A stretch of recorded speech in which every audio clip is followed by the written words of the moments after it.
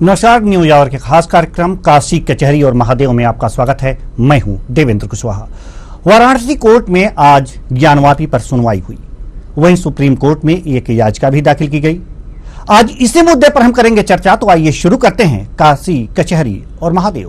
तो झगड़ा खुदा का राम का कोई नहीं है, तो हमारे आपके बीच की समस्या है जी। उस समस्या का समाधान तलाश करना चाहिए जी। हम सबके सब लोग रोकना चाहेंगे थोड़ी देर के लिए आपको रोकना चाहेंगे। हमारे साथ धर्मेंद्र शुक्ला, अध्यक्ष राष्ट्रीय हिंदू वाहिनी संघ से जुड़ चुके हैं। बहुत बहुत स्वागत है आपका हमारे इस कार्यक्रम में। हम आपके पास आएंगे, लेकिन हाफिज जी कुछ कह रहे हैं, हमारे कर लें।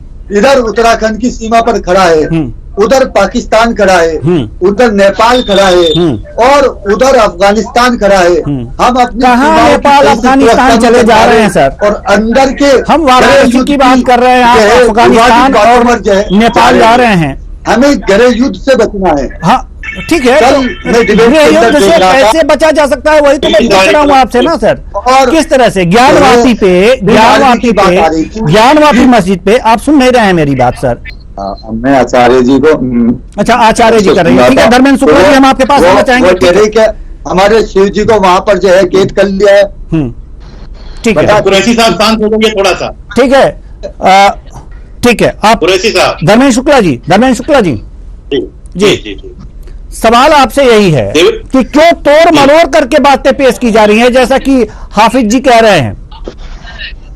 देखिए, हाफिज जी की पुरानी आदत है और इन्हीं हाफिज जी ने बहुत सारे ऐसे हाफिज जी हैं जो सिर्फ तोड़ मरोड़ की ही बात करते हैं। कभी ये तोड़ने की बात करेंगे, कभी मरोड़ने की बात करेंगे, तोड़ने और मरोड़ने के अलावा ये कोई बात नहीं करेंगे। अभी इन्होंने बात करते करते पहले तो इन्होंने बहुत अच्छी शेरो शायरी सुनाई। शेरो शायरी सुनाने के बाद इन्होंने गृह युद्ध की बात कर दी कि देश में गृह युद्ध जैसा माहौल बन रहा है। यानी इनके मस्जिदों में ये चर्चा होता है कि गृह युद्ध के लिए तैयार हो जाओ। ये गृह युद्ध क्या है, मैं इनसे जानना चाहता हूँ। ये कौन से गृह युद्ध की बात कर रहे हैं, कौन सी इनकी तैयारी चले गृह युद्ध की? दूसरी बात, अभी इन्होंने कहा कि मुल्क को बचाने का काम करें। मुल्क कैसे बचेगा? आतंकवादी हमले से या जेएनयू में नारे लगाने से कैसे बचेगा देश? देश तो आप लोग ही बचाएंगे मौलाना साहब जी। ठीक है, तो पूछ लेते हैं ना, मौलाना साहब से पूछ लेते हैं कि देश कैसे बचेगा। उसके बाद झदी जी से पूछ लेते हैं कि देश कैसे बचेगा। तो पहले जी हाफिज जी बताइए देश कैसे बचेगा। ठीक है, 1.35 करोड़ एक आवाज, एक सुर के अंदर हम बोलेंगे। एक आवाज होगी, एक झंडा, एक डंडा और एक सुर हमारा होगा। हम जिस तरीके से मुल्क के अंदर माहौल पैदा कर, ये हर आदमी अपने अपने झंडे डंडे के साथ खड़ा हो रहा है और हर रोज एक नया संगठन जन्म ले रहा है और उसकी वो जो है दूसरे संगठन को नीचा दिखाने के लिए आगे जाने की बात कर रहा है। और हर आदमी की जबान पर इस्लाम, मुसलमान, मस्जिद, ये इसके अलावा कोई बात नहीं है। मैं सांस अगर देश में पूरे जवाब ले लीजिए, थोड़ा सुनने की क्षमता। सारे मुद्दे खत्म है, कोई बात नहीं है मुल्क के अंदर। सिर्फ अगर बात है तो इस्लाम और मुसलमान की बात है। हर पार्टी इसको आगे लेकर आ रही है। नहीं तो आखिर हो क्यों रहा है? ऐसे देवेंद्र जी धर्मेंद्र जी बताइए। उनका कहना है कुरैशी साहब का, हर पार्टी इस्लाम और मुसलमान को आगे लेकर के आ रही है। अभी इन्होंने कहा, यही तो मैं इनसे कहना चाहता हूं। आप पार्टी के तलाश क्यों बने हैं? आप स्वतंत्र सोच नहीं सकते क्या? आपको भी आप अपने दिल पे हाथ रख करके देखिए, काशी में क्या होना चाहिए, ज्ञानवापी का क्या अर्थ होता है। आप इस देश में कोई ऐसे मस्जिद का नाम बता दिए जहां पर ज्ञानवापी नाम हो। ज्ञानवापी मंदिर हो सकता है, ज्ञानवापी मस्जिद नहीं, और वो ज्ञानवापी मंदिर ही है। इस बात को आप आज मान लें, या फिर आप जो गृह युद्ध की बात कर रहे हैं, अगर उसकी कोई तैयारी कर रहे हैं तो वो अलग बात है, फिर उससे भी निपटा जाएगा। लेकिन आप इस प्रकार की अनर्गल बातें न करें। अगर आप हिंदू मुस्लिम एकता की बात कर रहे हैं तो फिर ये कोर्ट में जाने में इस मामले को हाफिज जी अपने लोगों से चर्चा करिए इस बात पर जी। काशी हिंदुओं की आस्था का केंद्र है जी। हाफिज जी, भगवान भोलेनाथ, भगवान शिव हमारी आस्था है। और ये हमारे जयदी साहब बैठे हैं यहाँ पर, समाजवादी पार्टी के प्रतिनिधित्व कर रहे हैं, इनको भी चाहिए, इनके भी मुखिया निकल करके आए और अपने हाथ को आगे बढ़ाए और हिंदू मुस्लिम एकता का परिचय दे यहाँ पर। ठीक है, लड़ाने ये तो करना चाहिए, ये तो करना चाहिए, हर राजनीतिक पार्टी को करना चाहिए, लेकिन तो वो तो अपना राजनीतिक लाभ देखेगी ना कि कौन पार्टी। अगर हमारे राष्ट्रीय अध्यक्ष सड़क पर आ जाएंगे और कानून व्यवस्था बिगड़ जाएगी तो उसका जिम्मेदार कौन होगा? जबकि अब हमारा कोर्ट में विचारा नहीं, आपको सड़क पे आने के लिए कौन कह रहा है? आप गरीबी महंगाई के लिए तो सड़क पे आते नहीं है, गरीबी और महंगाई के लिए सड़क पे आते नहीं है, इसके लिए कौन कह रहा है कि सड़क पे आ जाइए? हमारी केंद्र में सरकार है, ना हमारी प्रदेश में सरकार है। आप संविधान का सम्मान कर रही है, अच्छी बात है। यानी बाबरी मस्जिद का जो फैसला आया, ओवैसी साहब जो कहते हैं कि बाबरी मस्जिद शहीद की गई, क्या मानते हैं इसको आप? ओवैसी साहब भी है, आप जानिए, ओवैसी साहब जानिए, अपने पार्टी के नेता के बयान के जिम्मेदार हैं। हम पूरे शहर के, पूरे देश के जिम्मेदार नहीं है बयानों। मंदिर का फैसला सही था या गलत था? आप कोर्ट का सम्मान करते हैं, ये बता दें। आप कोर्ट पर आने के बाद तो सम्मान सभी करते हैं सर, पूछेंगे तो वो भी इसका कोई जवाब नहीं देगा। ये कोर्ट अभी दो तरह की बात कर रहे हैं आप देवेंद्र जी नहीं चाहते, हम दो तरह की बात कर रहे हैं, साहब दो तरह की बात कर रहे हैं। मानने वाले नहीं, सम्मान की बात करते हैं, दूसरी तरफ पे चले जाते हैं। संविधान के मानने वाले लोग हैं हम लोग। डॉक्टर बाबा भीमराव अम्बेडकर के सिद्धांतों पर और उनके बनाए हुए संविधान पर चलने वाले लोग हैं।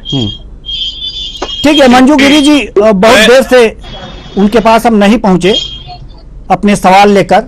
मंजू गिरी जी, सवाल आपसे ये है,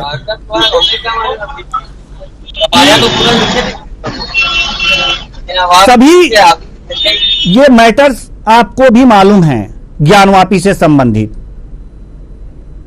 मंदिर या मस्जिद दोनों में से एक, लेकिन आप बराबर ये कह रही हैं कि वो मंदिर ही है। अगर प्रमाणित करना है आपको, कैसे करेंगी? क्या कोर्ट जो कर रही है उस पर विश्वास है आपको? जो कोर्ट कर रही है उस पर विश्वास है आपको?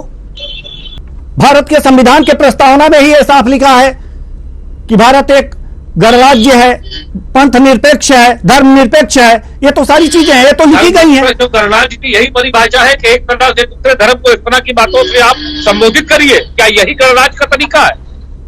क्या यही बाबा भीमराव अम्बेडकर ने हमको सिखाया? क्या इसी ने आजादी मिली? क्या इसी चीज के लिए हमको गांधी जी ने बताया? जी जवाब दीजिए धर्मेंद्र शुक्ला जी, जवाब दीजिए।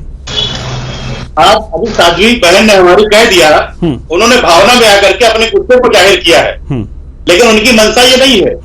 अहिंसा परमो धर्मा, ये भी कहते, इसको आपने नहीं सुना तो मैं चाहता हूं आपको सुन लिया। हमारे भाई ने इस तरह का कहा अहिंसा परमो धर्मा, ये आपको नहीं सुनाई दिया, लेकिन आपको मारकाट वाली बात सुनाई दे दी।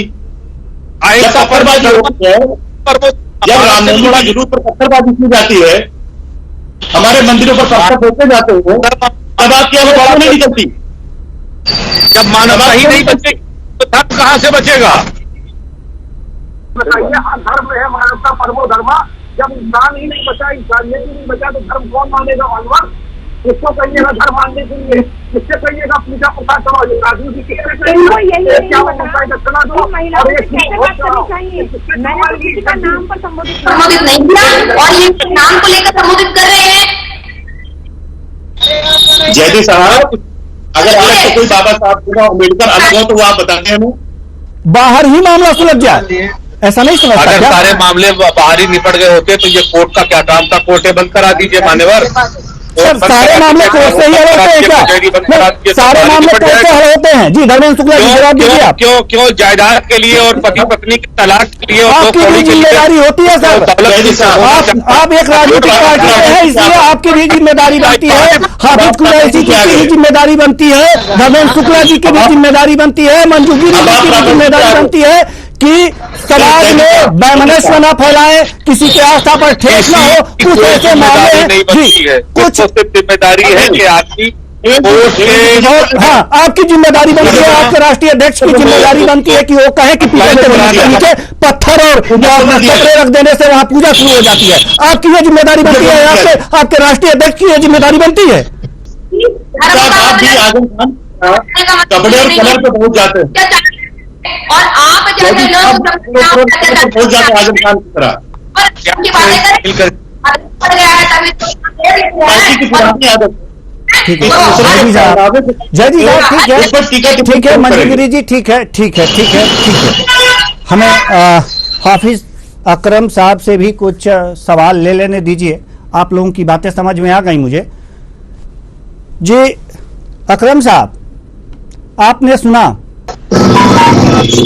और ईमानदारी से दिल पे हाथ रख के कहिए सर, ईमानदारी से दिल पे हाथ रख के कहिए कि वास्तव में अगर जो शिवलिंग की बातें छोड़ दें, क्या ज्ञानवापी मस्जिद में दिल से कहिएगा, किसी दबाव में ना कहिएगा, ज्ञानवापी मस्जिद में क्या हिंदू देवी देवताओं की मूर्तियां नहीं हैं? क्या नंदी की मूर्ति वहां नहीं दिखी आपको? ठीक है थोड़ा सा धैर्य रखें। धर्मेंद्र शुक्ला जी, कल भी एक बहुत बड़ा फैसला आने वाला है, जब कल इंतजार करें उससे। जी ठीक है, धर्मेंद्र शुक्ला जी जवाब दीजिए आप।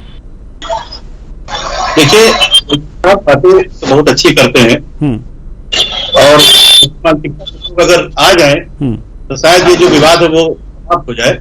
लेकिन कुरैशी साहब दो तरह की बात करते हैं, कभी एकता की बात करते हैं, फिर कभी गृह युद्ध की बात करते हैं, फिर कभी इधर उधर की, फिर अफगानिस्तान और पता नहीं कहाँ पाकिस्तान तक चले जाते हैं, पत्थर तक चले जाते हैं, पत्थर फेंक देते हैं बाद में। एक तरह की बात करिए कुरैशी साहब, आपको ये लगता है नहीं लगता है कि आप अपने दिल पर हाथ रखकर देखिएगा कि वहां पर मंदिर था या मस्जिद था? बाबरी आपके सामने आया, काशी में मंदिर दुनिया जानती है, मथुरा में श्री कृष्ण जी का स्थान पूरी दुनिया जानती है, हमारे किताबों में इसका वर्णन है, हमारे पुराणों में इसका वर्णन है। हम आपकी किताबों पर सवाल नहीं उठाते, ना आपकी आस्था पर हम सवाल उठाते, लेकिन हमेशा आपकी तरफ हमारी आस्था पर सवाल क्यों उठाया जाता है? आप थोड़ा सा खड़ा करके थोड़ा सा इस चीज को देखिए। हमेशा गृह युद्ध, पत्थरबाजी, इस तरह की बात मत करिए और पत्थरबाजी से बाहर निकलिए, मदरसे से और मस्जिद से भी बाहर आइए थोड़ा सा। अगर कोई समस्या है, मेरा कुरैशी साहब से है एक सवाल। कुरैशी साहब, आपका संदेश कई जगह जाएगा, जब भी रामनवमी आती है हमेशा रामनवमी के जुलूस पर ही पत्थरबाजी क्यों होती है? जब दुर्गा पूजा का विसर्जन होता है उस विसर्जन में पत्थरबाजी और दंगा क्यों होता है? देखो आपके मुहर्रम में या बारावफात का जब जुलूस निकलता है तब कोई पत्थरबाजी नहीं होती। मैं कसम खाकर ऐसा क्यों होता है? सकता हूँ, जब हमारा जो है हरिद्वार के अंदर जो है ना, हरिद्वार यात्रा निकलती है और हमारे लोग जो है यात्रा पर निकलते हैं, तो हम लोग उनके लिए पानी का इंतजाम करते हैं, हम उनके लिए फल का इंतजाम करते हैं, उनका जगह जगह स्वागत करते हैं। आप भी आपको किसने रोका है? बहुत अच्छा काम करते हैं, करना भी चाहिए, यही तो मानवता है। हाँ, यही तो मानवता है, ये करना ही चाहिए। ऐसे ही संदेश अभी आपने गरीबी की बात कर दी, फिर आप ये दो चरित्र क्यों दिखाते हैं? अपना दो चरित्र मत दिखाइए, एक चरित्र दिखाइए। जी, मैंने गांव रक्षा पे सबसे ज्यादा इसीलिए में काम किया है, गांव रक्षा पे, और करूंगा आगे भी। बताइए, मैंने ये नहीं देखा, बिल्कुल करते रहिए, इस प्रकार के काम करते। लेकिन जब यहाँ बात हो रही काशी का ज्ञानवापी मंदिर की बात हो रही है, ज्ञानवापी मंदिर पर भी थोड़ा सा प्रकाश डालिए और अपने लोगों को बोलिए, अपने लोगों में चर्चा कीजिए कि ज्ञानवापी मंदिर था और मंदिर ही होना चाहिए। ये आप भी जानते हैं, आप भी जानता है। इतना बड़ा जब आप गौ माता पे आपकी इतनी आस्था है, छोटा गौ माता पे कुरैशी साहब आपकी इतनी आस्था है, तो नंदी पर भी थोड़ा सा दया करिए, नंदी बाबा पे भी। आपको मंदिर का एक निशान तो दिखाई दे रहा है, इतनी बड़ी मस्जिद नहीं दिखाई दे रही, उसका भी तो दिल में कदर कीजिए ना आप। उसमें भी देश में लाखों मस्जिद है कुरैशी साहब, देश में लाखों मस्जिद है। हमने कभी किसी दूसरे मस्जिद की बात नहीं करी, हमने सिर्फ अयोध्या की बात करी, हमने काशी की बात करी और हम मथुरा की बात करते हैं। इसके अलावा किसी मस्जिद की बात नहीं करते हम।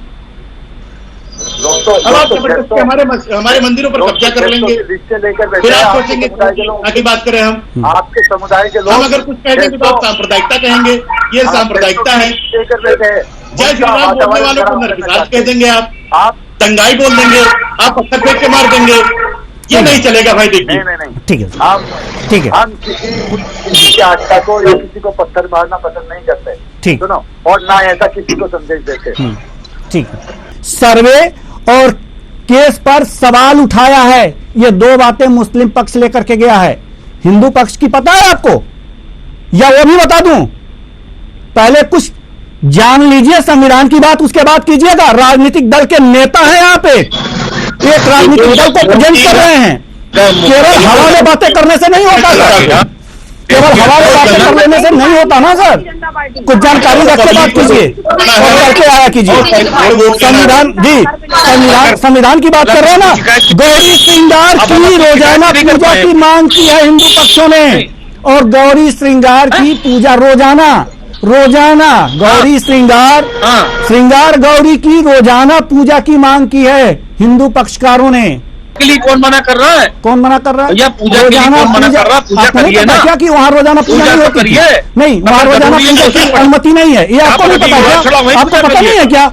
आपको नहीं पता क्या? आपको पता होना चाहिए ना, आपको पता होना चाहिए ना, नहीं पता होना चाहिए ना।